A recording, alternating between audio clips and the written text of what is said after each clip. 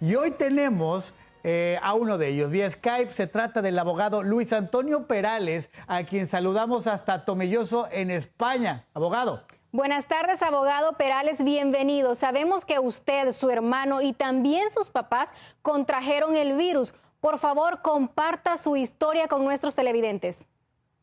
Hola, buenas tardes, Wendy, Carlos. Encantado de participar en vuestro programa y, bueno, de algún modo compartir nuestro especial calvario que hemos sufrido aquí. Bien, como decís, en mi caso concreto, yo vivo en mi casa con mi mujer y mi hija y, bueno, como sabéis, el día 15 de marzo las autoridades españolas ordenaron el estado de alarma y el confinamiento de todas las familias en sus domicilios.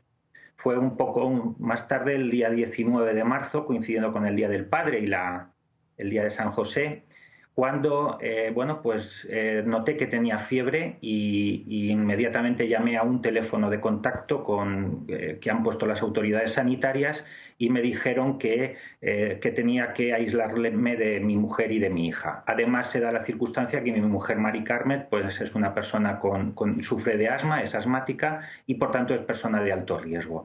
Esa fue la situación que vivimos inicialmente. Ellas se tuvieron que ir y yo me quedé desde entonces, estoy aquí solo en casa. Por otro lado, también es cierto que mis padres viven con un hermano mío que es dependiente, es una persona con discapacidad intelectual. Mis padres tienen ya cierta edad, 80 y 78 años respectivamente, mi padre y mi madre. Y efectivamente también mi padre y mi hermano, Jesús, mi padre Luis y mi hermano Jesús, pues también contrajeron la enfermedad. Comenzaron con síntomas, ellos no sabían que yo estaba mal porque no quise transmitírselo para no preocuparlos y bueno, pues esa fue el detonante de toda esta situación en el seno de nuestra familia. Abogado, hablando de los síntomas, usted habla de que primero tuvo calentura. ¿Hubo otros síntomas que lo llevaron a realizarse esta prueba o solo la calentura o la temperatura alta?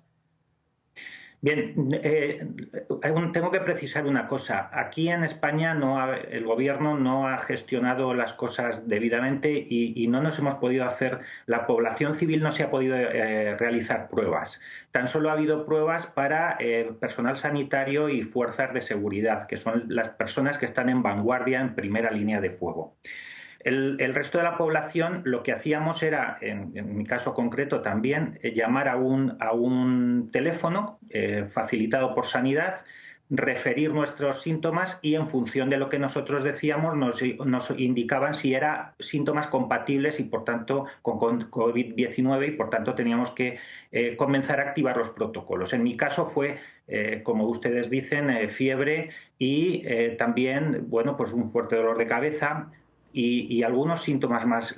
Sobre todo se pasa muy mal por las noches, con una imposibilidad de conciliar el sueño y un desgaste progresivo. Hay un desgaste anímico y un desgaste físico que va acumulándose y cada vez va deteriorando más a la persona que sufre esta enfermedad. Abogado, definitivamente una situación bastante lamentable porque a ciencia cierta podemos decir no sabe si está infectado o no del COVID-19, sino simplemente por hacer una llamada y que podrían ser incluso otros síntomas. Sin embargo, usted dice está en cuarentena en este momento en su casa. Cuéntenos cuál ha sido ese proceso para la recuperación. Sí, bueno, una cosa, evidentemente, aunque no nos hagan la prueba, no tenemos dudas de que estamos sufriendo esta enfermedad porque los síntomas se alejan de cualquier otro síntoma conocido. Yo tengo 48 años y en toda mi vida no había tenido unos síntomas semejantes a estos, con la misma intensidad, durante el mismo tiempo, la prolongación en el tiempo y con la misma dureza. La forma de combatirlo, bueno, pues principalmente con paracetamol, que es un analgésico y antitérmico, y bebiendo agua y aguantando en casa y con mucha fuerza de voluntad. La verdad es que no nos están, digamos, dando otras pautas desde los establecimientos sanitarios, hospitales, centros de salud, no nos están dando otras pautas que estas que le digo. Abogado, aparte de los síntomas, que ya lo dejó claro, ¿qué ha sido lo más difícil que le ha tocado vivir en medio de esta crisis? Bueno, vamos a ver, le voy a ser sincero. Lo más duro, pasar esta crisis en soledad, Y no solo me refiero a la soledad de estar sin familia, de estar solo, sino a la sensación de no tener a nadie que acudir, médicos, hospitales. Tenga en cuenta que los hospitales en España están saturados, están desbordados y solo aquellas personas que tienen crisis agudas respiratorias son las que están pudiendo ir a hospitales. Esa situación provoca que muchas personas, como es mi caso o como han sido el caso de mis padres, hemos tenido que pasar la crisis en nuestros domicilios. Esta situación es, digamos, inimaginable para países del primer mundo como puedan ser Norteamérica, los países de Norteamérica, los países de Centroamérica y los países de Europa, evidentemente. Entonces, claro, esta sensación de inseguridad, de decir, ¿y si me pasa algo, a dónde voy a ir? Nadie puede atenderme, ¿no?